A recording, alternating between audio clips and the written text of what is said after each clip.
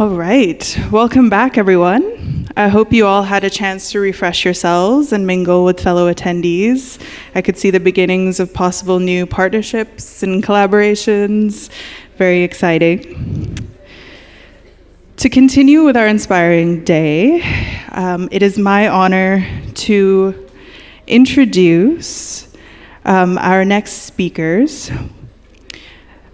We will be hearing from Ms. Kanta Singh, Country Representative, OIC, UN Women, a leader who has tirelessly championed gender equality and women's rights, both in India and globally. She will be joined by Professor Asha Kapoor Mehta, and both will have an exchange and share with us their keynote address. So if I could please have Ms. Kanta Singh and Professor Asha Kapoor Mehta to the stage, that would be great. No, I'm just saying, friends, kahani mein thoda twist hai. Instead of speaking from there, I requested Asha ma'am if we could sit and talk, because I find it more useful than standing there and speaking what I think is right, rather than she asking me what I should be speaking on. So that's why. Thank you. So we're going to do this in question-answer mode. Kanta has done years of work in the field before she joined UN Women, and now she's heading UN Women. Kanta, my first question to you is, I want to take you back many decades to when you were an adolescent, right? So many decades to when you were an adolescent. Fewer decades than for me, but many decades nevertheless.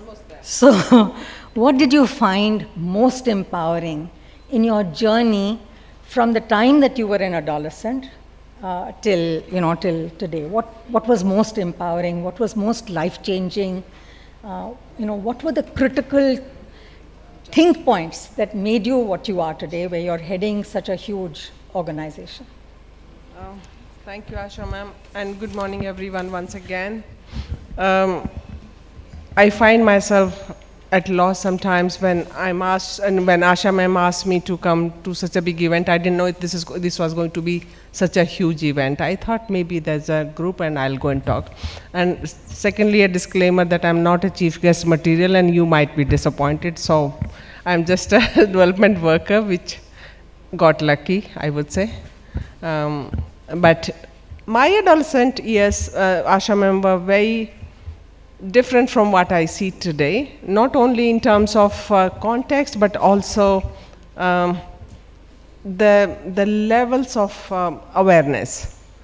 So the first gap that I saw at that time was that I didn't know everything, and I didn't know how to reach where I wanted to reach. My dreams were big, but the most empowering and most critical juncture was when I got into sports.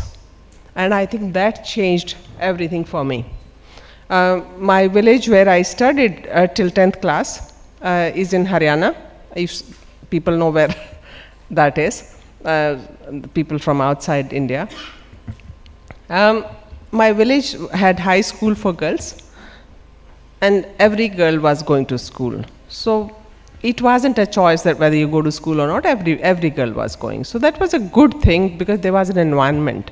Boys' school was 5 kilometers away, but girls' school was in our village.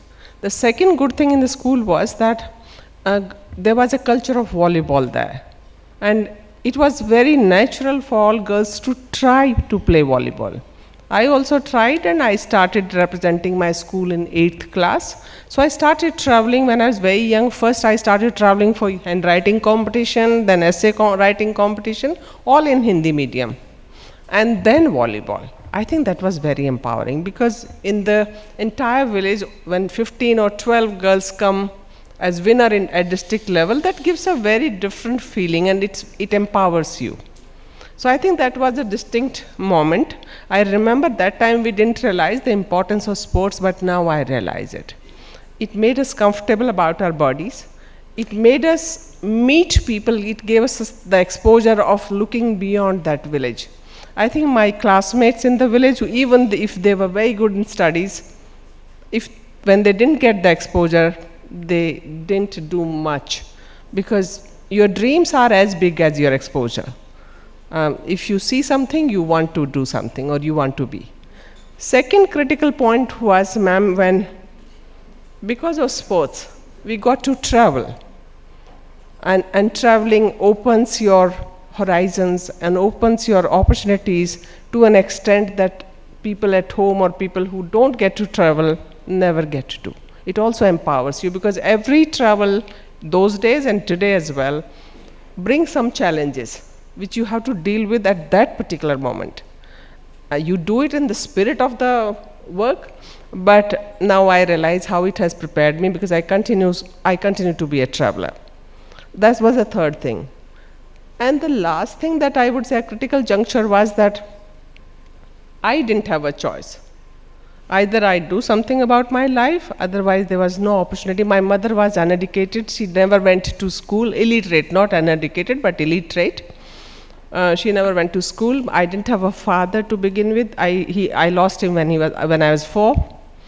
So there was hardship, but we didn't realize it was hardship, because every other child in the village was also like us. So we didn't realize it that time, but we knew that if we don't do anything, and my mom used to tell us that if you are troubled about the neighborhood, do something that you get out. So we knew that we have to do something different from other children if you want to get out of the village. And we finally did, all of us. My brothers became army officers, and I got out to study in the university. So it was different, not because of much awareness, but because my elder brothers started moving out. Seeing them, I started to aspire. And I think these days, young people have more challenging lives, because there are more choices. Yeah. So. So, I remember many years ago, when I was conducting a training program on gender budgeting for government officers, there was one particular group for which in which we had a woman who was representing the tribal ministry. And one of the things that she said in the context of sports that you're talking about was that when she was in government, there was a plan that came to her. And the plan had a boys' school sports compound, and it had a girls' school, school sports compound. And she looked at what was before her and realized there was a huge difference between the facilities that were being given to the boys' school sports facilities and the girls' school facilities for sports. So what she did was she said, this is fine. The only thing we're going to do is, I want the plan that you've given me for the boys' school to be translated into reality for the girls' school. And that created a furor, because that was not expected. But that's how she tried to bring about change. Now, you talked about sports being critical in your journey, from adolescence. So what were the sports facilities that were available in your village at that time? Volleyball and volleyball net and a ground. That's it. Because these sports are not very expensive. Yeah. This is not cricket. Yeah. So it was very simple, and village people only donated those things if there was no problem. Because we were bringing results. Yeah. And girls before me, my seniors, were also bringing results. They were representing the state, they were part of the state team, they were selected for higher level tournaments. So I think the ecosystem that we talk about, it creates that ecosystem around that. The PT teacher who was posted in our village was also a volleyball player herself, which was unheard of during those days. I'm talking about almost 50 years back, or not 50, almost 45 years back. So things were very different. So girls who played sports, they were looked at differently. Yeah. And I realized that today, when you lose a particular argument or a particular action, you don't feel defeated, because sports helped you. Sports, you can lose a match or a game. You don't feel defeated, because next day again, we lost 8 times in national tournaments. And next year again, we'll go to get defeated. So it was the spirit of it. So you feel that this is not defeat, this is a loss, a temporary one. We also learned to differentiate between the two. That life doesn't really mean that you feel defeated and sit down. You rise again and go again. also teamwork, also collaboration, also thinking of the community, a number of things that you learn in sports that you don't do if you are not a sports person. What are the challenges that you see among the adolescents of today? What are the biggest challenges that they are facing in their journey of growth? Ma'am, I work with the UN Women, so one of the big things that I see, and my eyes see it in a hall, is definitely their lack of representation. Number one, that's what I see. But secondly, I see safety as a major concern. And safety not just at home, in public spaces, at schools, in cyberspace, which is a new challenge that we never had to deal with. I think for adolescent girls, if you leave them free, I can tell you they can change the world in next 10 years. Young women have the power to really change or shape the world the way they want if they are free from violence or the fear of that violence. I think that's the biggest challenge. If you allow them to roam around freely at night and do what they want to do, that will be the big game changer. So that's a big challenge. Second is, some girls have many options and others don't, the others still don't have. Because of their financial conditions, because of their context, because of their social norms. Yeah, not all young girls have the same opportunities that they should have. I see no reason why young girls cannot get information in their cell phones, or they have access to the phone and they can get information.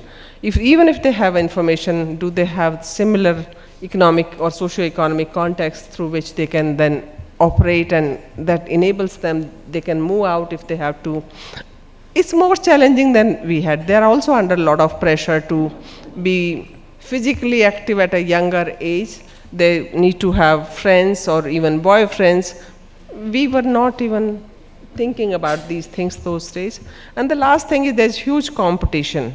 Everybody wants to be a doctor or an engineer or something. We did what we could do and what was allowed to us.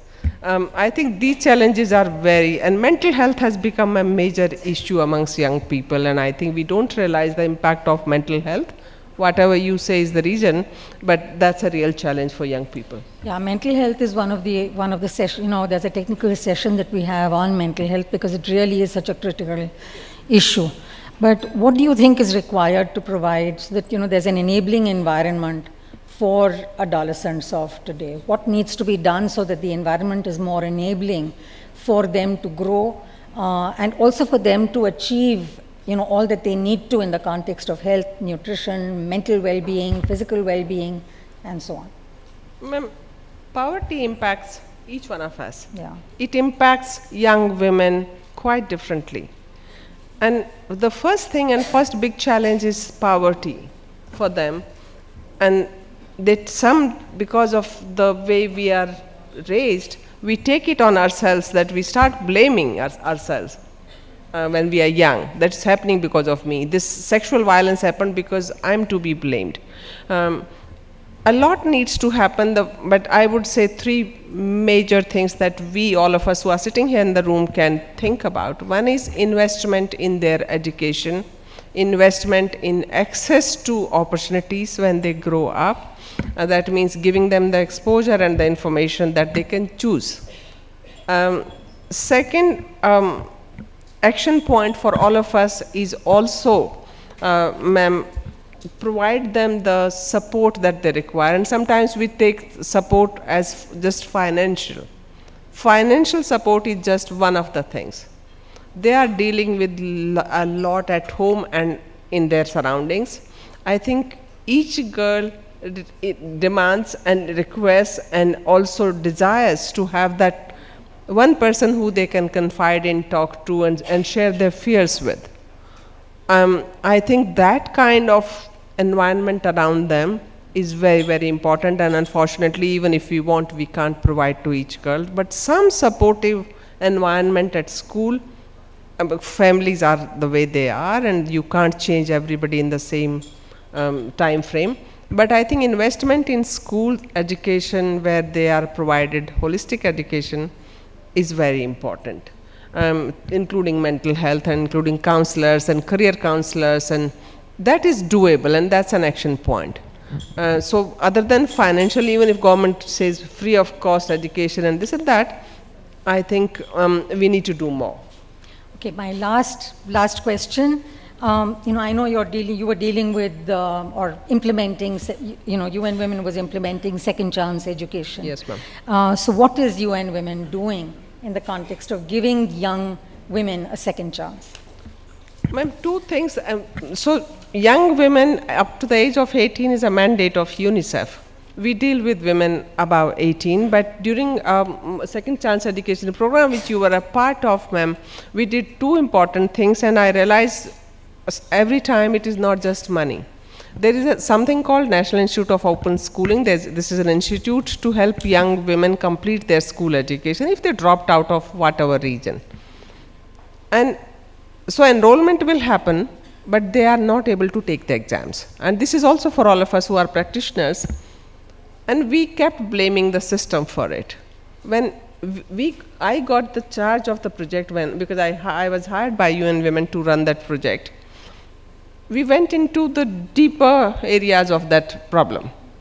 So if you think of a problem, any national problem you take, whether it is malnutrition or anemia amongst young women, understand the associated reasons around that issue. And I did that. So most of the times we realized it was because of the administrative reasons that girls were not able to take the exams. Their study material didn't reach, their enrollment card, their examination center card was not sent to them in time, father's name spelling was wrong, their Aadhaar did not match the address. All those issues prevented these young women from even taking the exams. And we started dealing with those problems one by one. First time in the history of NIOS, 70% girls who we enrolled, 5,000 of them, enrolled in first year, 70% passed in the first go. The record was 30% girls will pass in the first go. Because we realized it's not just studies, they were studying earlier also, but they were not able to take the exam. Similarly, we keep talking about livelihood programs. We just think about providing financial support without thinking about 5 other areas which need intervention, and we leave one loop open. So unless you close all the loops, the problem will not be solved. And that is what we do as development practitioners. We just fill one gap, but we leave 3 open, or we fill 3 and leave 1 open, because of which the impact is never holistic. Kanta, thank you very much for setting the tone for the rest of the day and for raising issues especially of mental health, physical well-being and physical games and taking part in sports, and for dealing with fears and anxieties and creating a safe environment where every girl can achieve her full potential. Absolutely. Thank you very much. Thank you. Thank you so much, Ms. Singh, and thank you, Ms. Professor Asha Kapoor Mehta. Now we will move on